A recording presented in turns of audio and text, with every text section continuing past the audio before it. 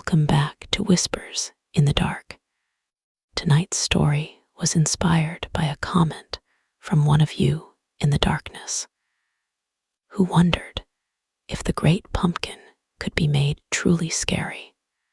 So I took that innocent Halloween legend and dragged it deep into the rot beneath the pumpkin patch. This is what rose from the soil. Now let's begin. The night began with the smell of autumn. It drifted through the little town in cold ribbons, carrying the scent of damp leaves, wood smoke, candle wax, and the faint sugary promise of candy, hidden behind every glowing window. The streets were lined with maple trees that had turned the color of old fire. Their branches bent over the sidewalks like crooked fingers, scraping softly against rooftops and bedroom windows whenever the wind moved. It was Halloween. Every house wore a different face. Some had paper ghosts taped in the windows. Some had rubber bats hanging from porch beams. Some had carved pumpkins sitting on the steps with crooked smiles cut into their orange flesh. Their candles flickered behind triangle eyes, and when the wind passed through them, the flames shivered as if the pumpkins were breathing. Charlie Brown stood in his bedroom, holding a white sheet in both hands. It was supposed to be a ghost costume. It had been simple in theory. 2 eye holes, 1 clean shape, nothing complicated. But Charlie Brown had somehow cut too many holes again. The sheet hung limp in his hands, full of round black openings. It looked less like a ghost and more like something that had been shot full of darkness. He sighed. Good grief. From downstairs, he could hear the muffled sounds of children gathering outside. Laughter carried up from the street, the excited shrieks of trick-or-treaters, the slap of shoes on pavement, the rustle of costumes. Somewhere, Lucy Van Pelt was probably shouting instructions at everyone, as if Halloween itself would fall apart without her leadership. Charlie Brown looked at himself in the mirror after pulling the sheet over his head. His face peered through one of the many wrong holes, pale and uncertain. He looked ridiculous, but at least he was used to that. Outside, the sky had turned deep purple. Not quite black yet, but close enough that every tree looked sharper, every fence looked taller, every shadow looked as if it had weight. The moon had not yet risen. The first stars were faint and cold, scattered over the rooftops like bits of bone. Charlie Brown left his house and walked down the front path, the sheet dragging behind him. The wind slipped under it and pressed it against his legs. At the sidewalk, Lucy was waiting with Violet, Patty, Pigpen, Schroeder, Franklin, and Sally. Lucy wore a witch costume with a black pointed hat that bent slightly at the tip. She held a paper bag in one hand and wore her usual expression of stern judgment, which made the costume feel less like pretend and more like a warning. Sally was dressed in a pale blue fairy costume with a silver wand and a crown that kept sliding down over one eye. Her blonde curls bounced as she turned to Charlie Brown. "Charlie Brown," she said, Why do you have so many holes in your costume?" "I had a little trouble with the scissors," Charlie Brown said. Lucy snorted. "A little trouble? You look like a laundry accident." Pigpen drifted near them in a cloud of dust that somehow followed him, even on damp pavement. He had dressed as a pirate, though the dust made him appear more like something dug up from a forgotten grave. Schroeder wore a vampire cape and stood with his arms folded, looking impatient but calm. Franklin had a neat skeleton costume painted with white bones that glowed faintly whenever he stepped under a porch light. Violet and Patty wore matching masks and carried candy bags already folded open and ready. They were only missing Linus. Lucy rolled her eyes toward the empty street. "Do not tell me he is still going to that pumpkin patch." Sally looked hopeful. "Linus said the great pumpkin was coming tonight." Lucy made a noise of disgust. "Every year, he says the great pumpkin is coming. Every year, he sits in that stupid pumpkin patch. Every year, nothing happens because the great pumpkin is not real." Sally lifted her chin. "Linus believes in him." Lucy leaned closer. "Linus believes in a lot of things. That does not make them true." Charlie Brown glanced down the road toward the edge of town, where the houses thinned and the old fields began. Beyond the last street lamp lay the pumpkin patch. It belonged to no one now, though everyone knew it had once been part of a farm that burned years ago. The farmhouse was gone, reduced to a black foundation half swallowed by weeds. The barn had collapsed inward like a dead animal. But every October, pumpkins still grew there. No one planted them. No one watered them. No one harvested them. They simply appeared. Big, misshapen, heavy things with deep ridges and dull orange skins, spreading across the field beneath vines that twisted through the soil like veins. Charlie Brown had never liked that place. Even in daylight, it felt wrong. Too quiet, too still, as if the whole field were listening. Lucy turned sharply. "We are trick or treating first. Anyone who chooses to waste Halloween in a filthy pumpkin patch can do so alone." Sally hesitated. "But Linus invited me." Lucy pointed her finger at Sally like a judge passing sentence. "Sally Brown, if you miss trick or treating to sit in a patch of vegetables with my brother, do not come crying to me when all you get is mud on your shoes and disappointment in your heart." Sally looked wounded. Then she looked toward the end of the street again. Charlie Brown knew that look.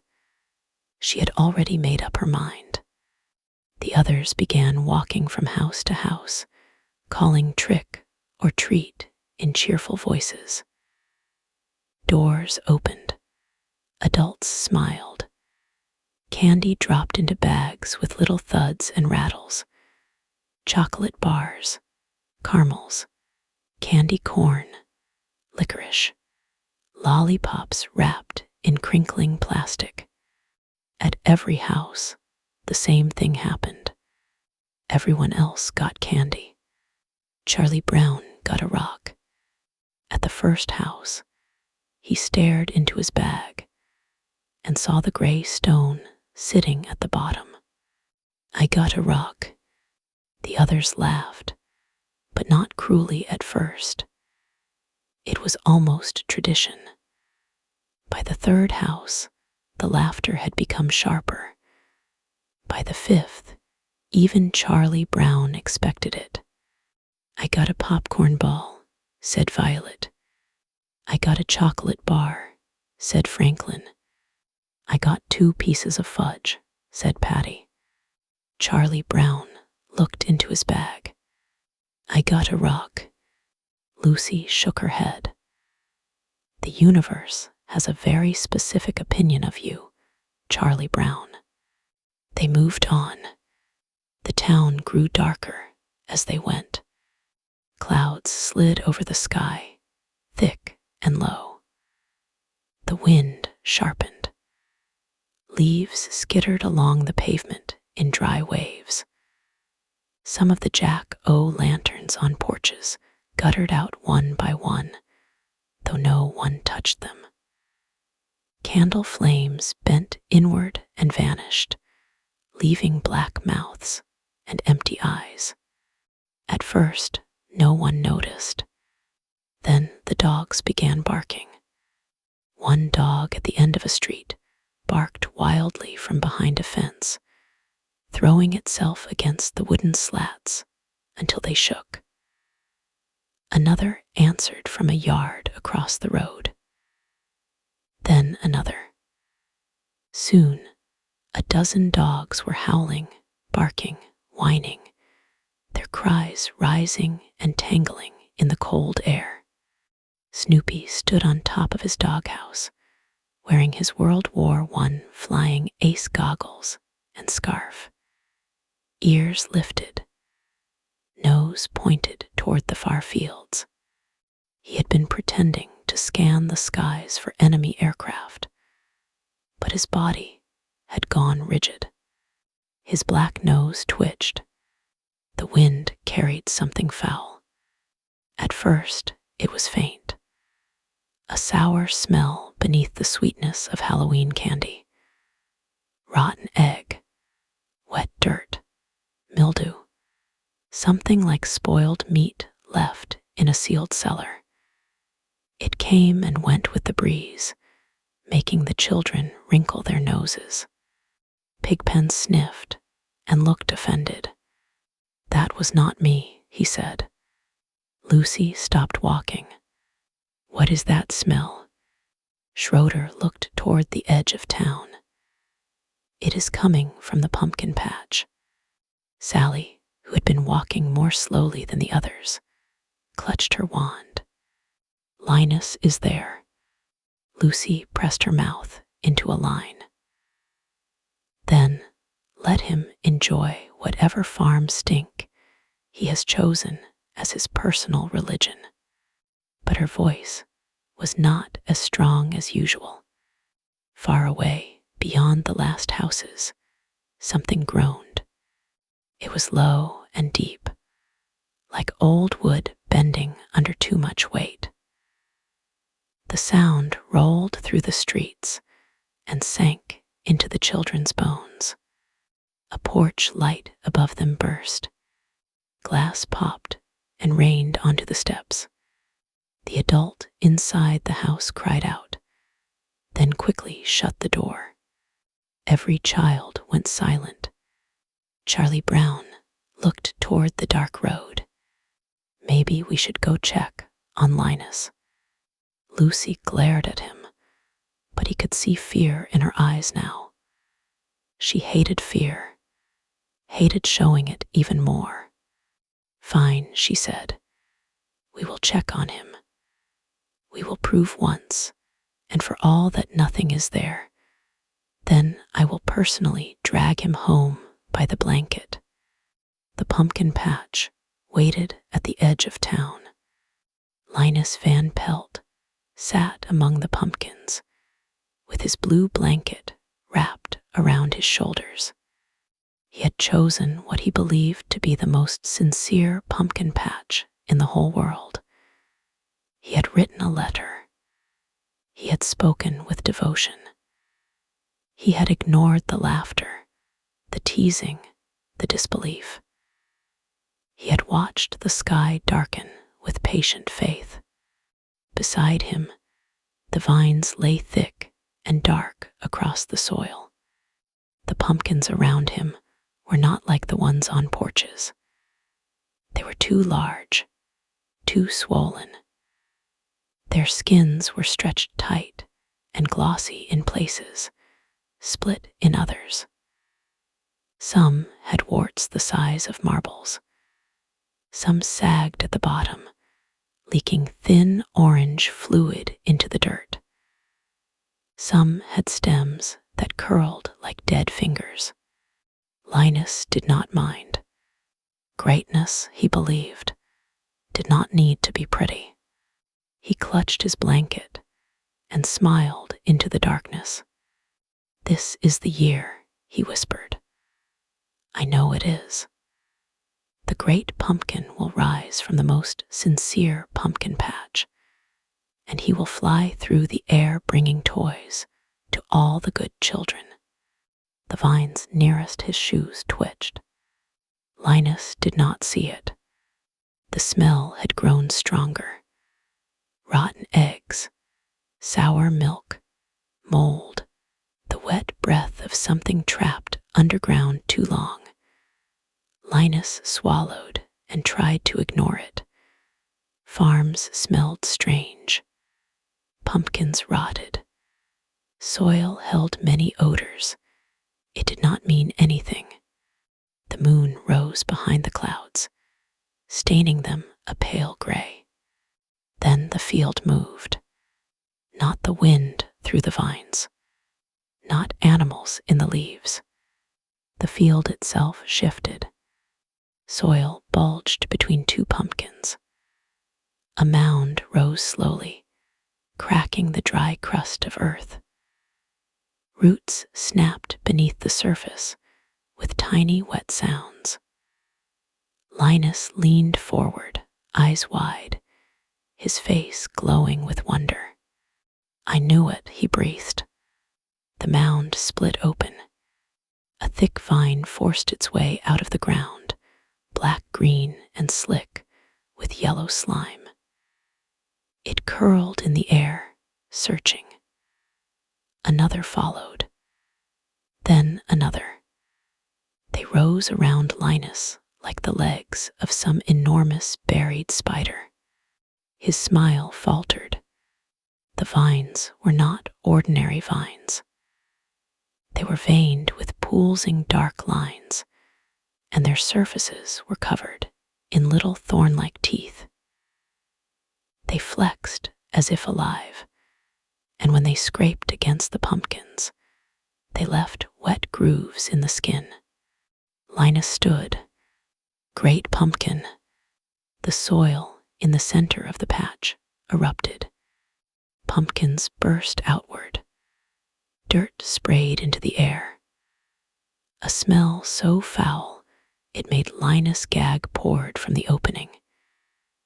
It was the stench of rotten eggs, dead animals, old cellar water, and something burned. Something chemical and bitter that stung the eyes. From the pit, something rose. At first, Linus saw only its crown, a monstrous dome of pumpkin flesh pushing up from the earth. It was enormous, far larger than a wagon, larger than a small car, larger than anything that should have grown from soil. Its rind was not bright orange, but a diseased mixture of bruised yellow, dark green, and brownish red. Deep cracks ran across it, and inside those cracks was a wet black glow, as if the thing were full of burning tar. It rose higher. The great pumpkin's face turned toward Linus. It had no carved eyes. Instead, two sunken hollows split open in its flesh with a sound like tearing meat. Inside them burned dim amber lights, cloudy and uneven, like candles seen through infected skin. Its mouth was not a neat jack-o'-lantern grin. It was a ragged wound stretching almost from one side of its swollen body to the other, splitting open vertically and horizontally in places.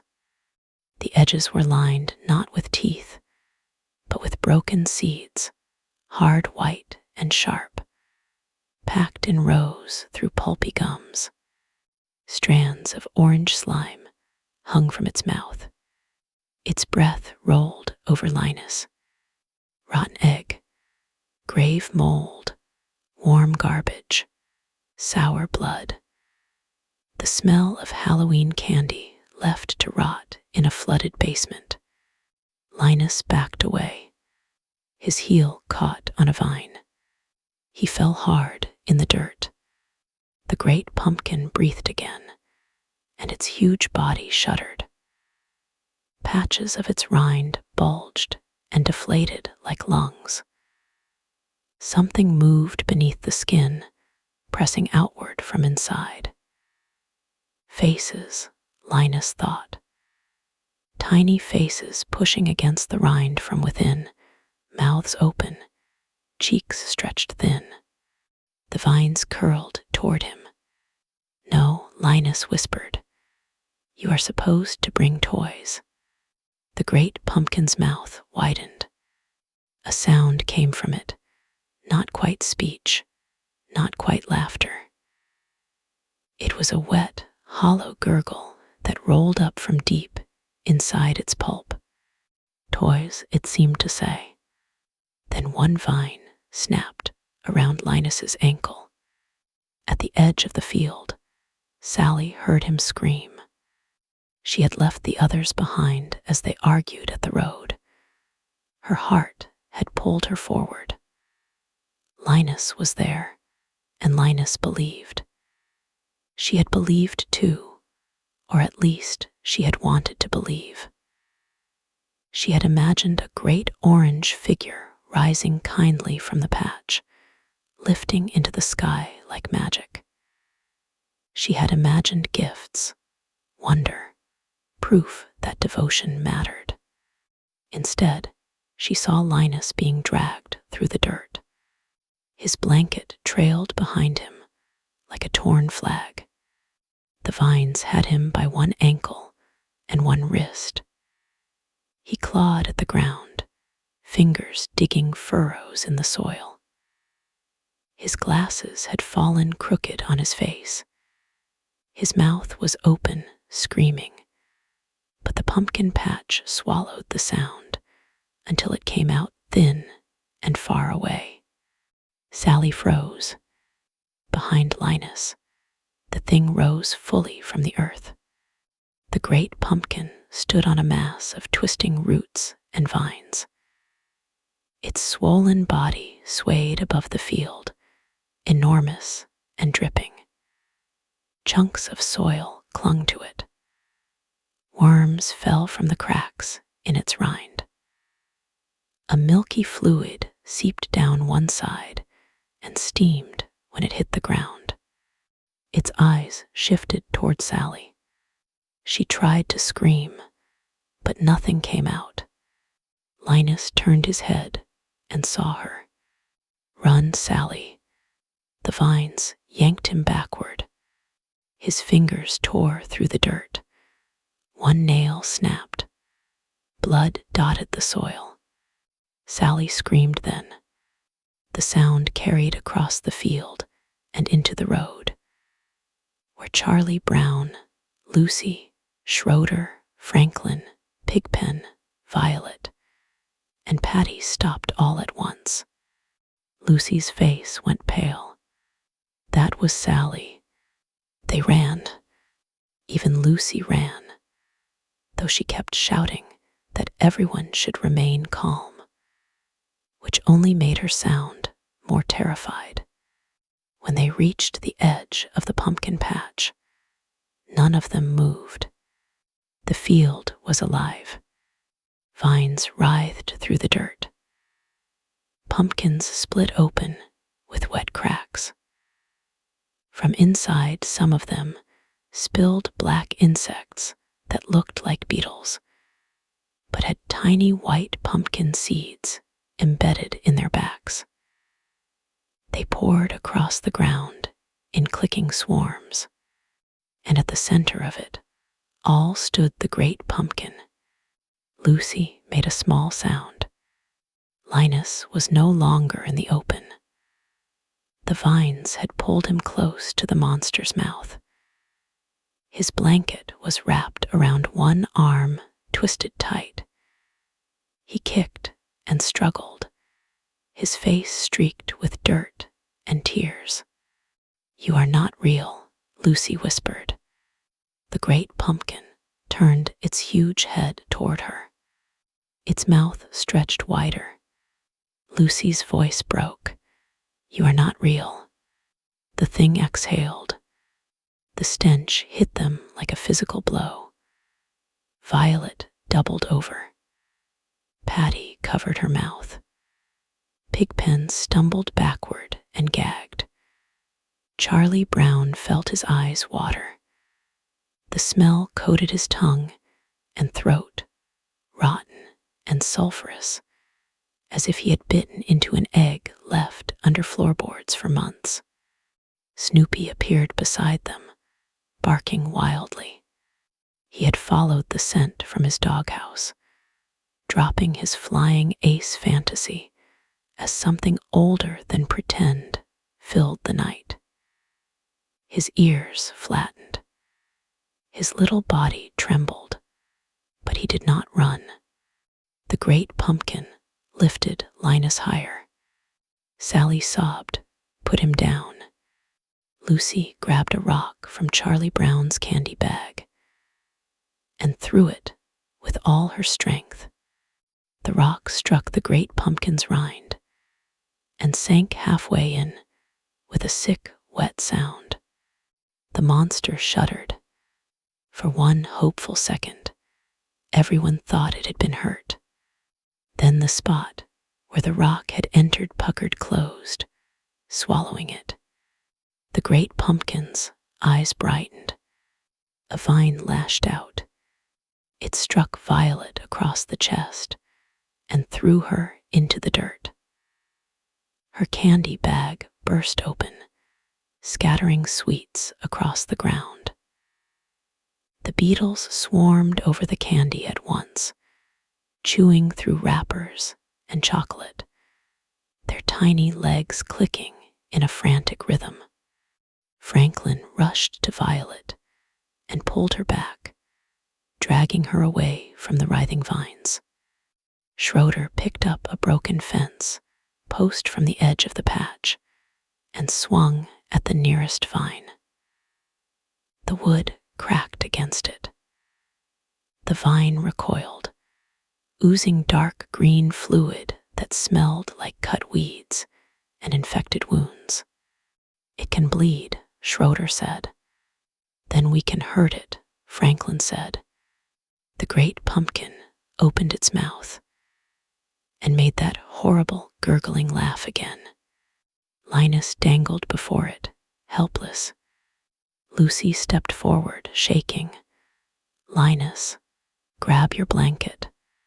"I am trying." Charlie Brown looked around wildly. There had to be something. A tool, a lantern, anything.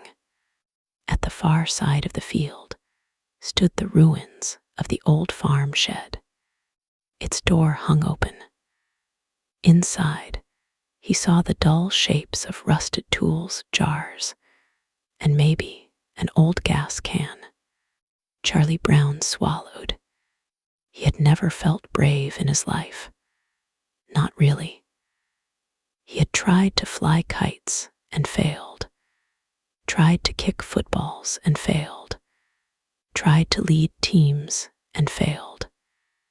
He was the boy who got rocks on Halloween while everyone else got candy. But Linus was his friend. Sally was his sister. And the great pumpkin was bending Linus toward its mouth. Charlie Brown ran for the shed. A vine snapped at him, missing his sheet by inches. Another rose from the dirt ahead of him, and he stumbled around it, slipping in mud. Beetles crawled over his shoes. One bit through the thin fabric near his ankle. Pain sparked up his leg, sharp and hot. He kicked it away. The shed smelled of rust and old straw.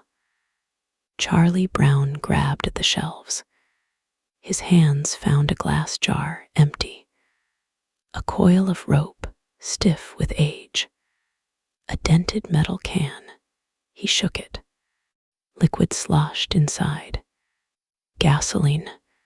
Outside, Lucy was screaming at the monster. "You leave my brother alone. You ugly sack of compost."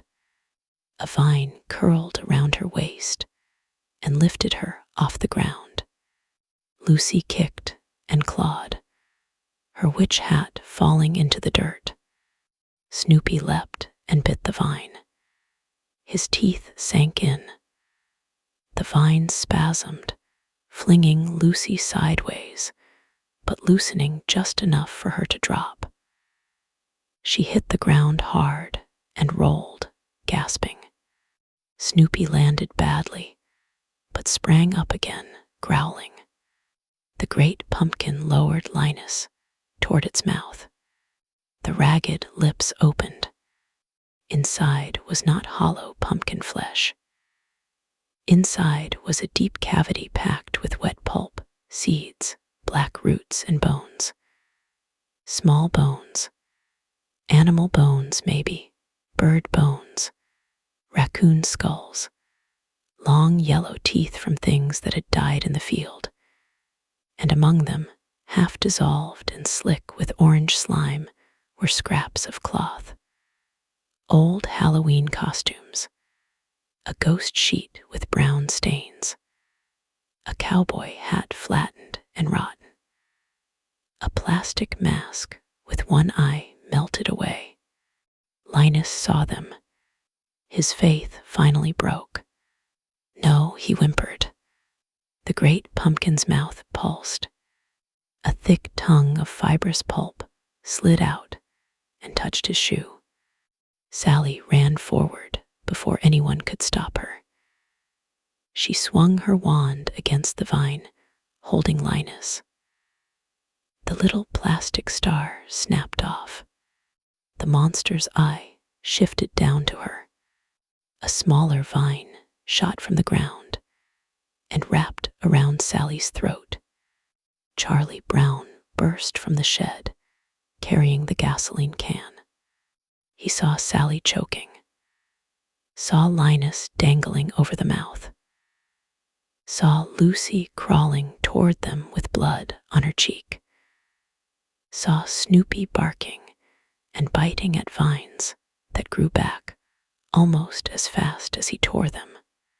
Charlie Brown's fear became something else. Not courage exactly, a kind of despair that had hardened. "Hey!" The great pumpkin turned. Charlie Brown threw the gasoline. The liquid splashed across the monster's swollen body and ran into its cracks. The great pumpkin recoiled, hissing. Steam rose from its rind. The smell became worse, gasoline mixing with rotten eggs and decay until the air seemed poisonous. Schroeder understood first. "Matches," he shouted. "Does anyone have matches?" No one answered. Then Pigpen lifted a small book of matches from his pirate sash. "I was going to use them for atmosphere," he said. Lucy stared at him. "You brought matches to trick or treating." Pigpen shrugged, embarrassed. Charlie Brown snatched them and struck one. The first match went out in the wind. His hands shook. The great pumpkin's vines writhed violently. Sally's face was turning red. Linus had gone limp from exhaustion, still conscious, but barely. Charlie Brown struck another match. It flared. a tiny flame in a world of darkness. He threw it.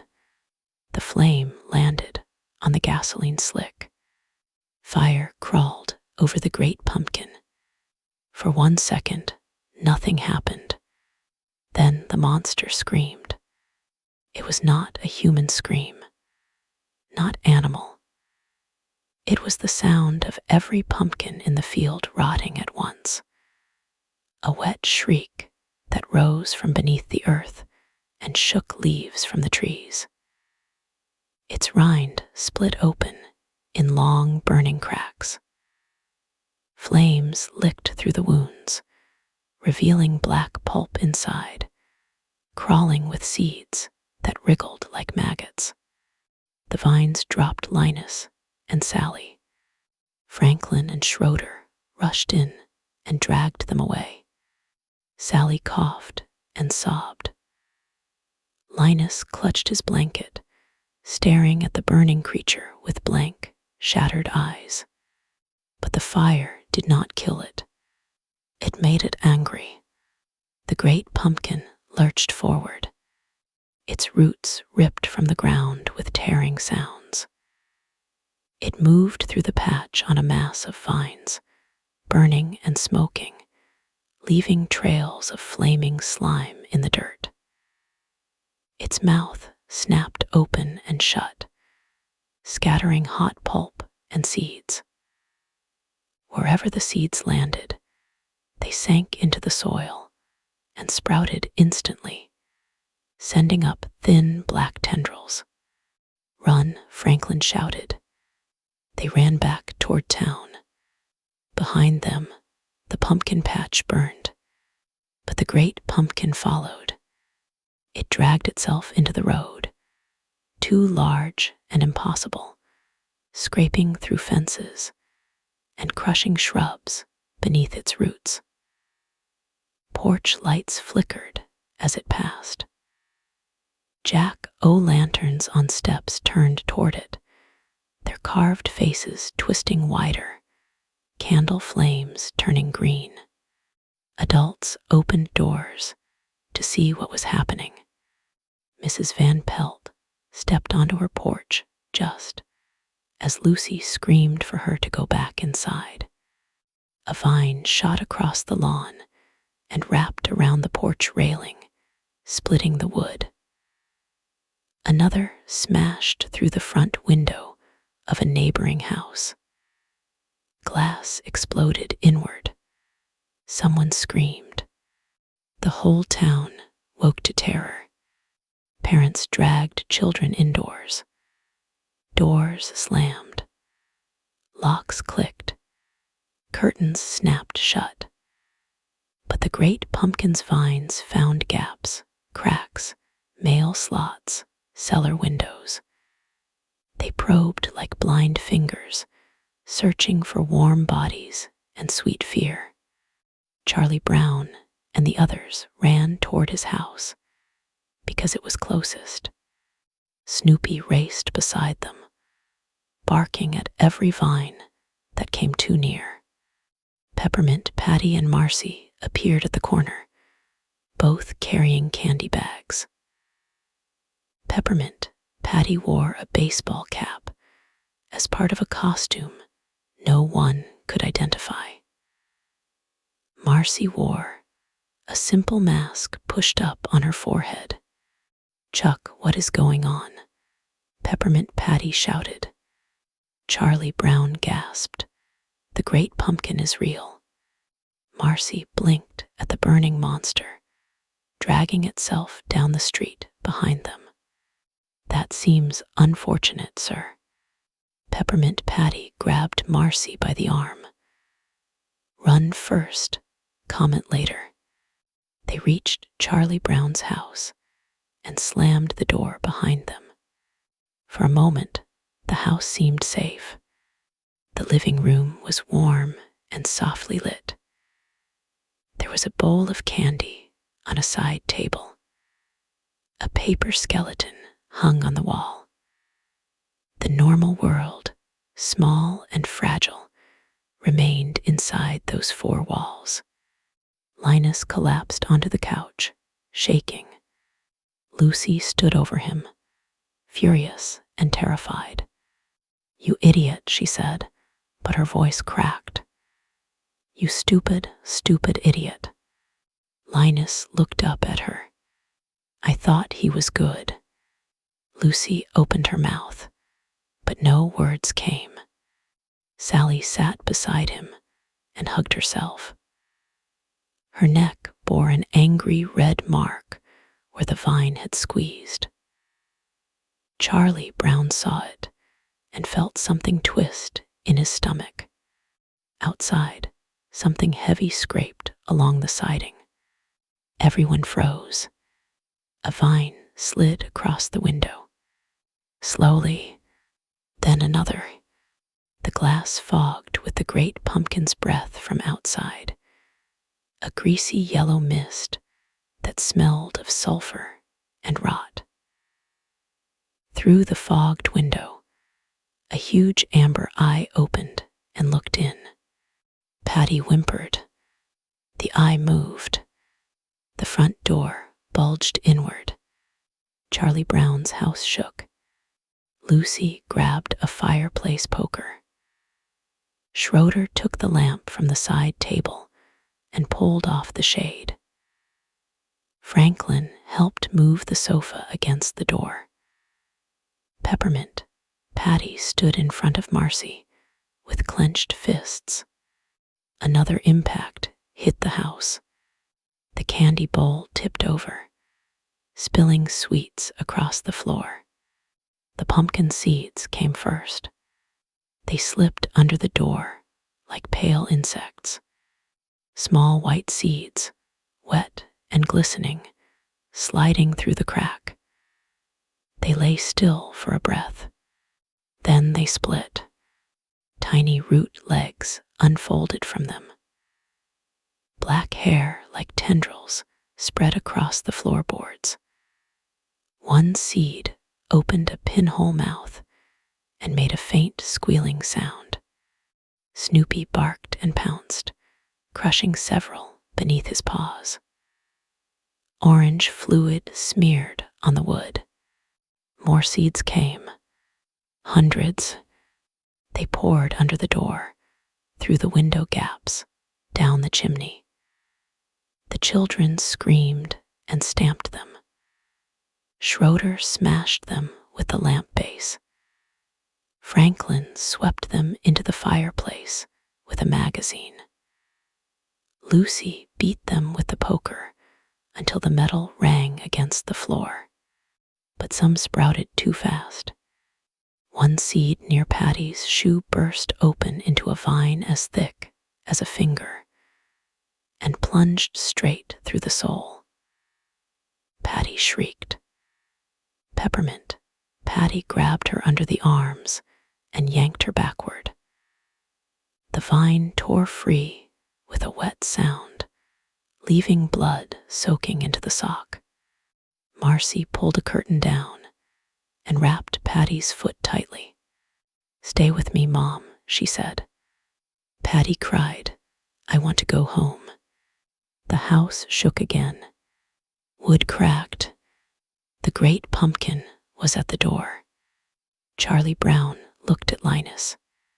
"Linus, you know more about him than anyone. What does he want?"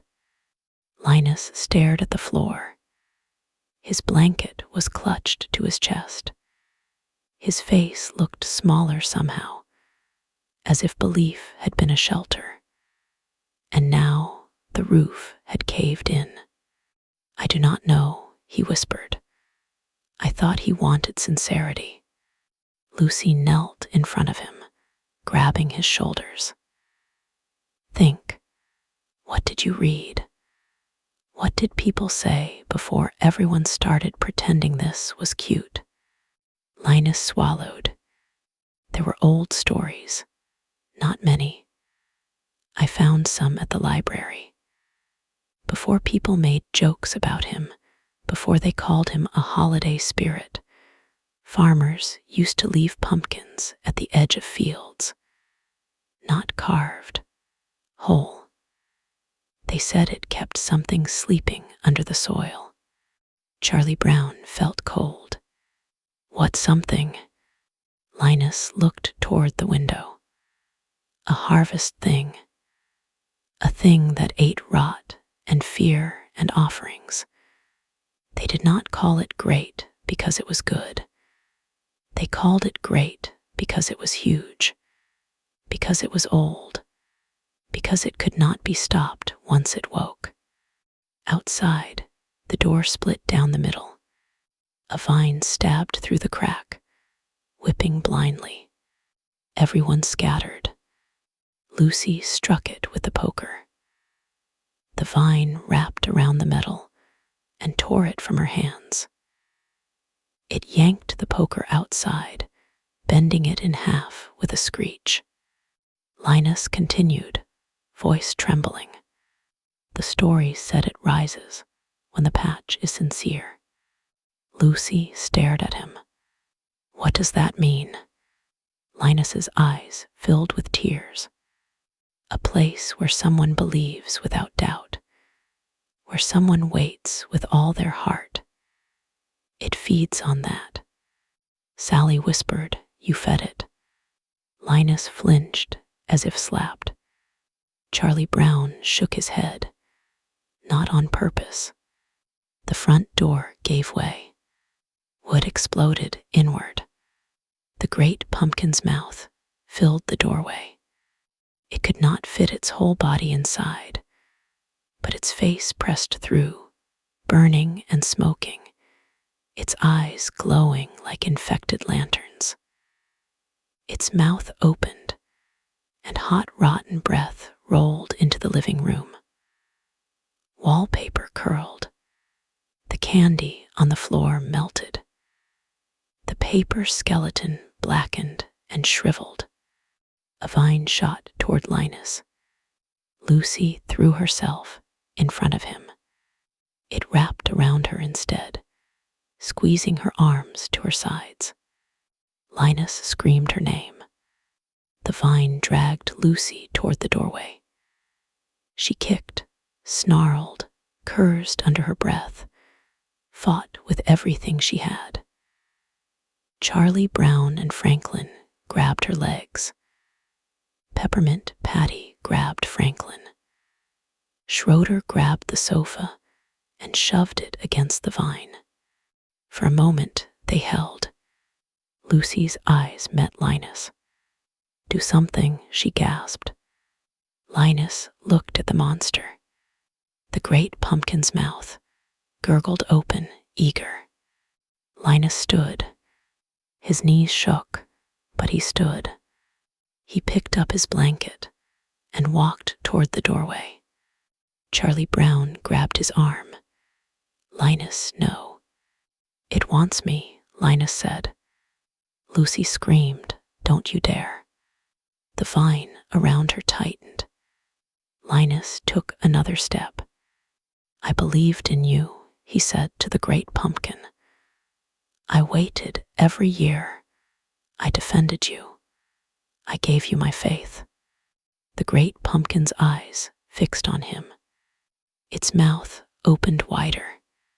Linus's voice grew stronger, but it was full of pain. And you are not worthy of it. For the first time, the monster hesitated. The vine stilled. Linus lifted his blanket. You are not the great pumpkin. You are just something rotten that learned how to wear a story. The monster screamed. The windows shattered inward. Glass flew across the room. A shard sliced Charlie Brown's ghost sheet and nicked his arm. Blood ran warm down his wrist. Sally screamed. Marcy shielded Patty. Snoopy leapt behind an overturned chair. The great pumpkin drove its vines into the house all at once. They burst through floorboards, tore down curtains, wrapped around furniture. The living room became a nest of thrashing green-black coils. One vine lifted the candy bowl and crushed it into glittering shards. Another punched through the wall and ripped out electrical wires, sending sparks into the air. The sparks landed on the gasoline-soaked slime trail that had followed the monster into the house. Fire bloomed again, this time inside. Curtains ignited. The carpet smoked. The living room filled with heat and choking fumes. "We have to get out," Franklin shouted. "The back door," Charlie Brown yelled. They moved as a group, dragging Patty, pulling Linus, carrying what little courage they had left. The kitchen tiles were slick with seeds. Lucy stumbled, but Linus caught her.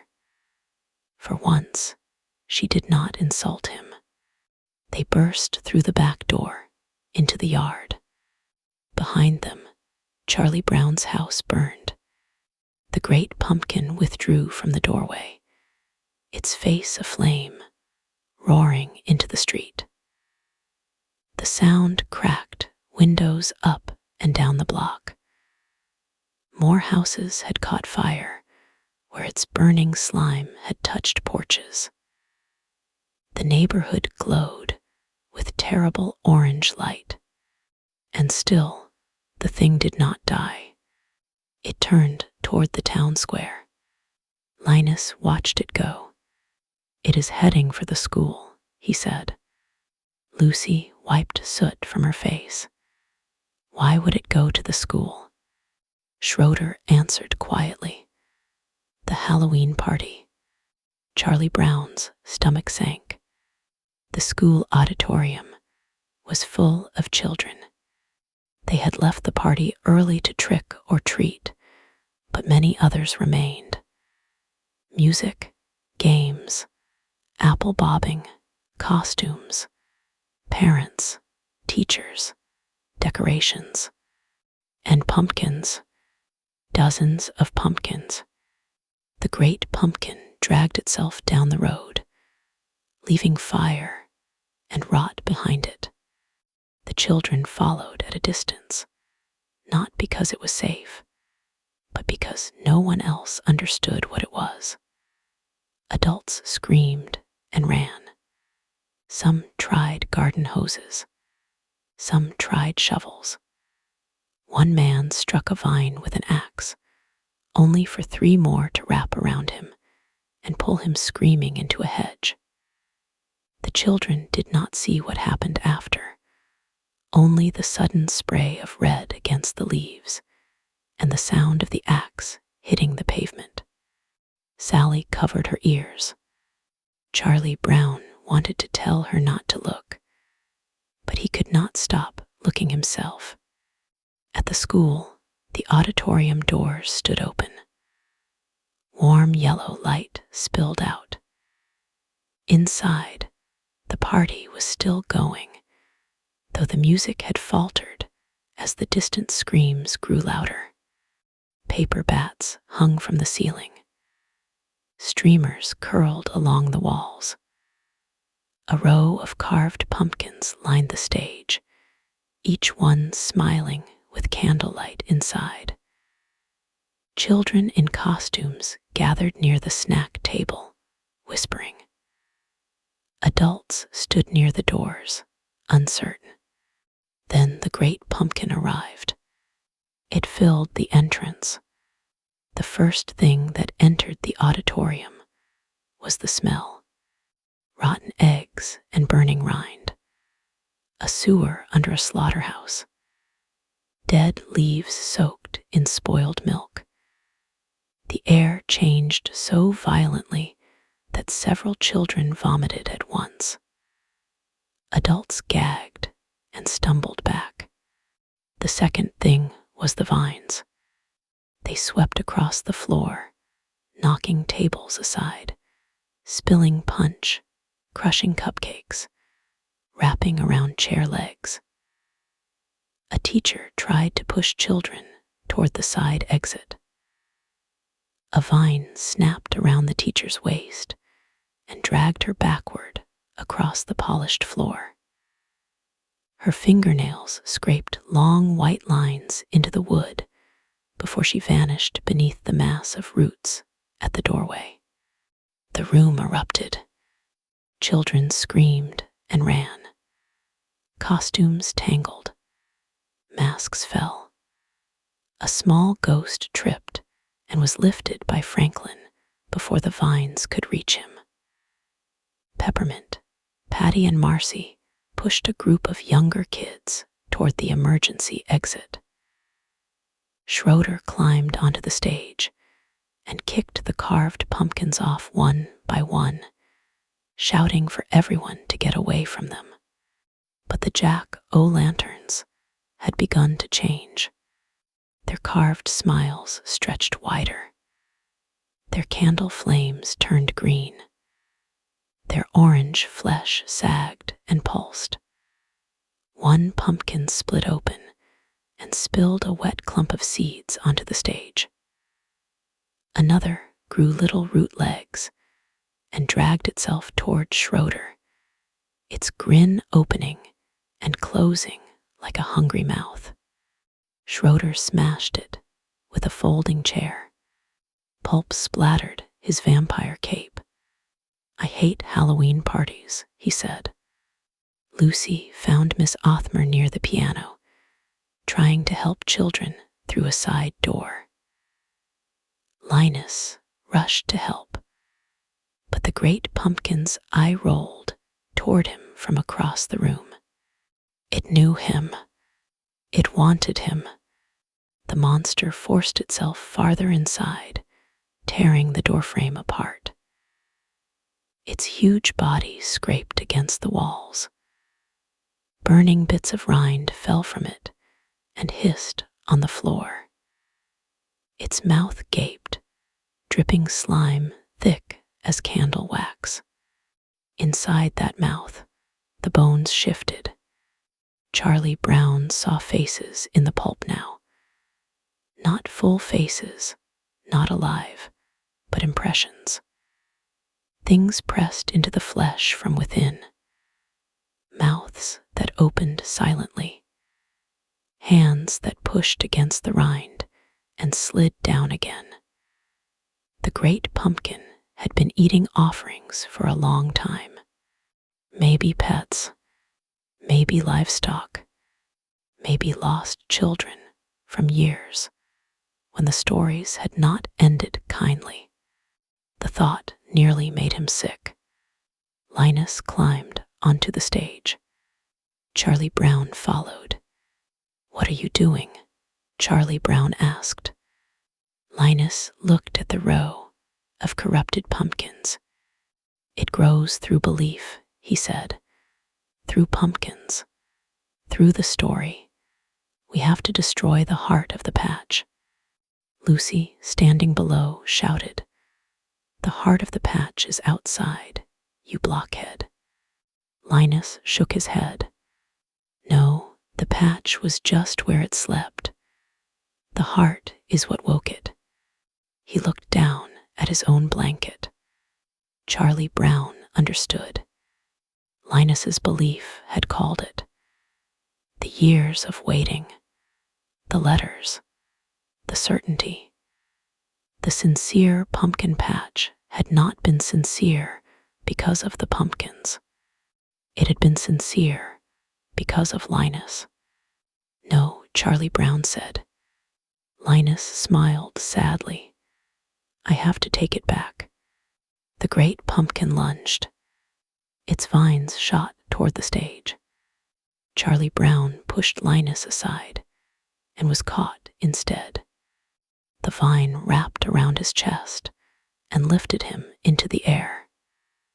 His ghost sheet tore away, revealing his round, frightened face beneath. The vine squeezed. Pain burst through his ribs. He could not breathe. "Charlie Brown," Sally screamed. For a moment, everything slowed. Charlie Brown hung above the stage, looking down at his friends. Lucy with soot on her face and fury in her eyes. Linus clutching his blanket, grief-stricken. Sally crying. Snoopy barking from the aisle. Schroeder gripping the broken chair. Franklin pulling children to safety. Peppermint Patty and Marcy fighting to keep the exit clear. He thought of every Halloween rock, every failed kite, every missed football, every time he had felt small.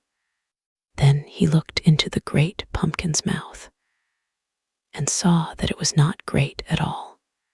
It was hungry. That was all. Hungry things could be tricked.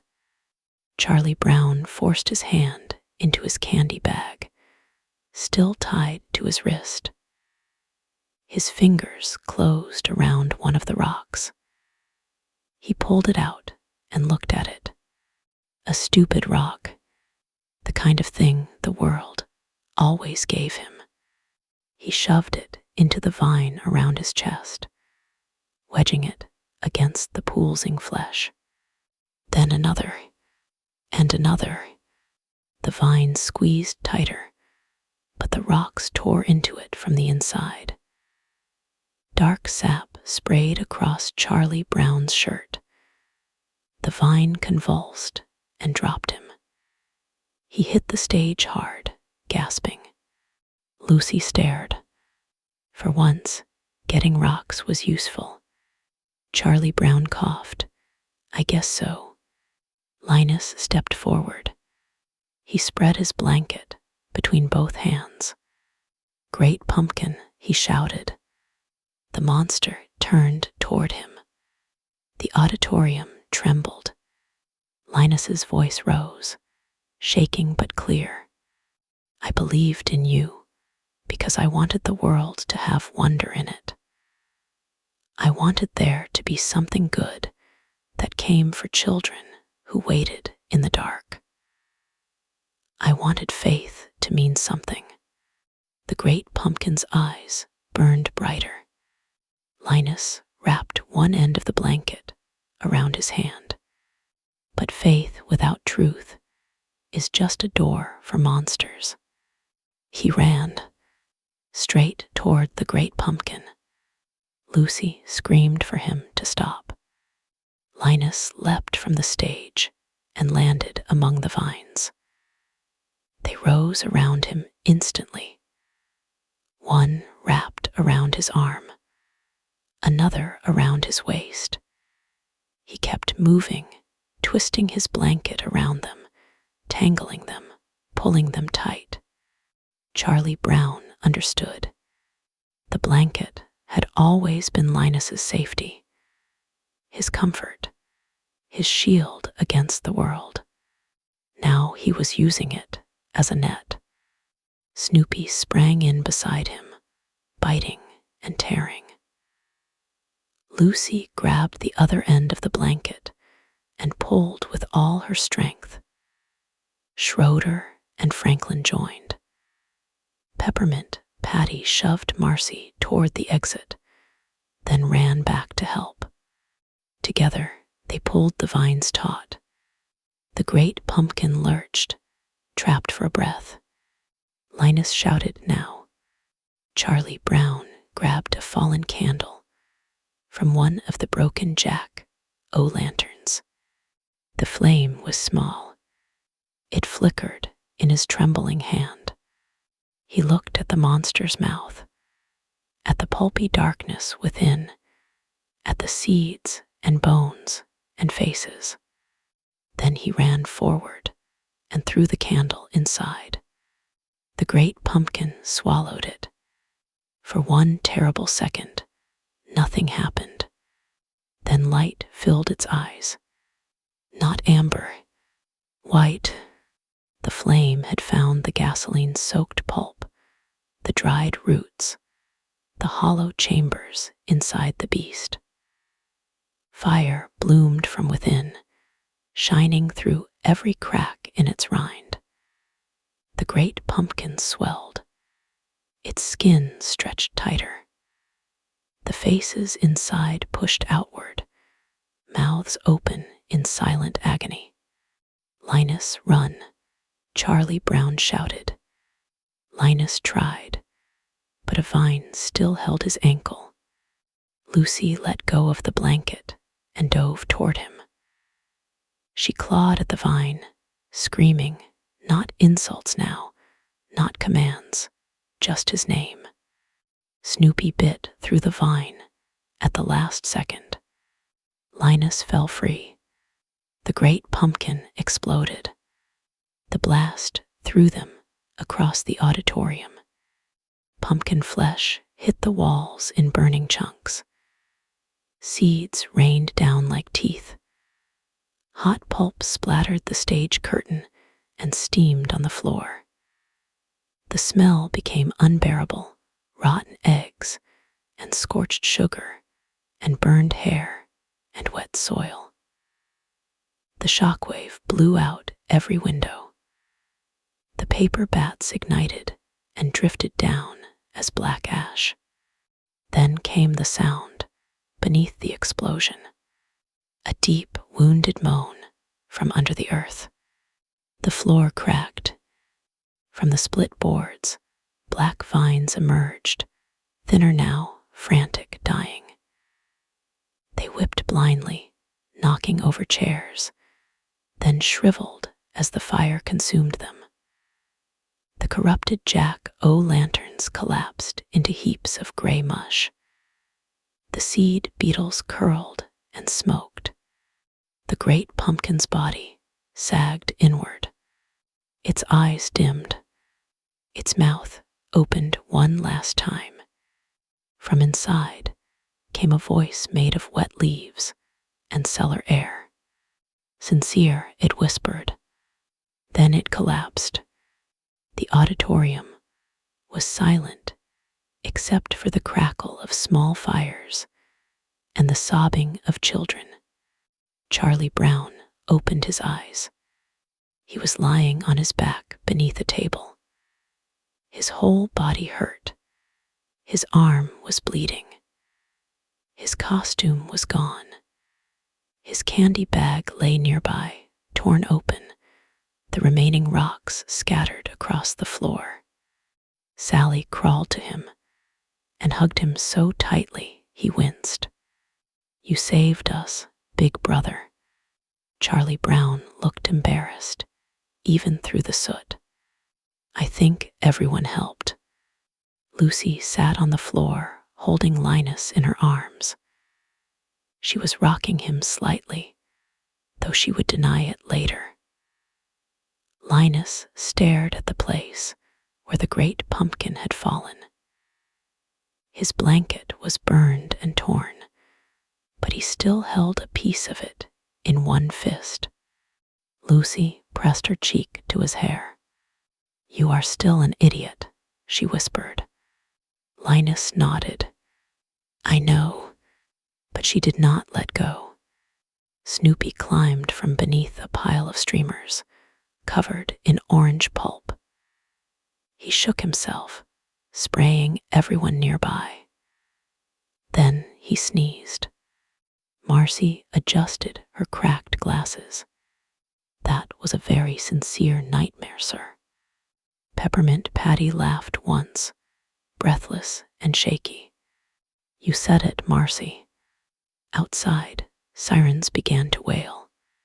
Fire trucks, police cars, ambulances, adults calling names in panicked voices.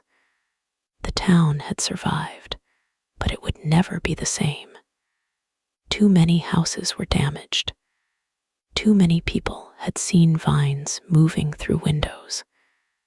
Too many children had watched pumpkins open their mouths. By morning, the official story would begin to form. Gas leak, mass panic, electrical fire, a Halloween prank gone wrong.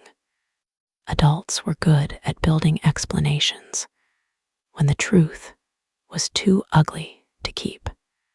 But the children knew. They had smelled its breath. They had seen its eyes. They had watched the great pumpkin rise. Dawn came pale and cold. The pumpkin patch at the edge of town was nothing but blackened soil. The pumpkins had burned down to collapsed husks. Smoke drifted low over the field. Firefighters walked through the rows, shaking their heads at roots that seemed to go too deep and ash that stained their gloves orange. Charlie Brown stood at the fence with Linus beside him. Neither of them spoke for a long time. Sally stayed close to Charlie Brown. Lucy stood close to Linus, pretending she was only there to make sure he did not do anything stupid again. Snoopy sat at their feet, still smelling faintly of smoke and pumpkin rot. The first sunlight touched the field. In that weak light, the patch looked almost ordinary. Almost. Linus held the burned piece of his blanket. I wanted him to be real, he said. Charlie Brown looked at the black soil. He was real. Linus closed his eyes. That is worse. Lucy folded her arms. Next year, we are skipping Halloween. Sally nodded quickly. Charlie Brown almost agreed. Then he noticed something near the center of the patch. A single pumpkin seed. It lay in the ash, pale and glossy. For a moment, he thought it moved. He stepped forward, but Snoopy growled. A low, deep growl Charlie Brown had never heard from him before. The seed split open. Just a little. A hair-thin black root curled out and touched the soil. Linus made a small sound. Lucy picked up a shovel from beside the fence and slammed it down with all her strength. The seed burst under the blade. A smear of orange-black fluid spread through the ash. Everyone stared. The fluid bubbled, then went still. Lucy lifted the shovel again and again, striking the same spot until there was nothing left but ruined dirt. No one teased her. No one told her to stop. When she was done, she dropped the shovel and breathed hard. There, she said, now it is over. But no one answered, because the wind had shifted from somewhere far beyond the patch, beyond the burned farmhouse ruins, beyond the trees and the last road out of town. There came a smell, faint, almost nothing. Rotten egg, wet leaves, old earth. Linus looked up. Across the field, in the dark line of woods, something orange glimmered between the trunks. Only once. Then it was gone. That year, no one in town carved pumpkins. Not one. Porches stayed bare. Windows stayed dark. Children hid their candy in drawers and refused to eat anything shaped like a pumpkin. Adults avoided the burned field and crossed the street rather than pass too close to the old farm road. But stories do not die because people stop telling them. They wait. They sink into soil. They grow roots. And somewhere, when the October nights turn cold and the leaves begin to scratch at the sidewalks, a child will hear the old legend again. Maybe from a television special. Maybe from a joke. Maybe from another child who does not understand what the words once meant. The great pumpkin rises from the most sincere pumpkin patch. It sounds harmless. It sounds sweet. It sounds like magic. And maybe that is how it gets invited back. Years later, Charlie Brown would still remember the smell most of all. Not the screams, not the fire, not the sight of Linus hanging above that ragged mouth. The smell stayed with him longer than anything. Rotten eggs and damp soil, and something ancient going bad beneath the world. Sometimes, on Halloween night, he would wake before dawn and stand at his window. The street would be quiet. The porches would be dark. The wind would push dry leaves along the pavement. And for a moment, just before sunrise, he would imagine he heard something heavy moving under the ground. A slow shifting, a root dragging through dirt, a wet breath beneath the lawns. He would tell himself it was nothing. He would tell himself the great pumpkin was gone. Then somewhere far away, in some field he could not see, a pumpkin would split open in the dark, and something inside would begin to smile. Thank you for listening to this Halloween nightmare from Whispers in the Dark. If this story kept you company in the shadows, leave a like, share your thoughts in the comments, and subscribe for more terrifying tales whispered from the places we are not meant to enter. And remember, when Halloween comes, be careful what legends you laugh at. Be even more careful what legends you believe, because some things only need one sincere heart to find their way back.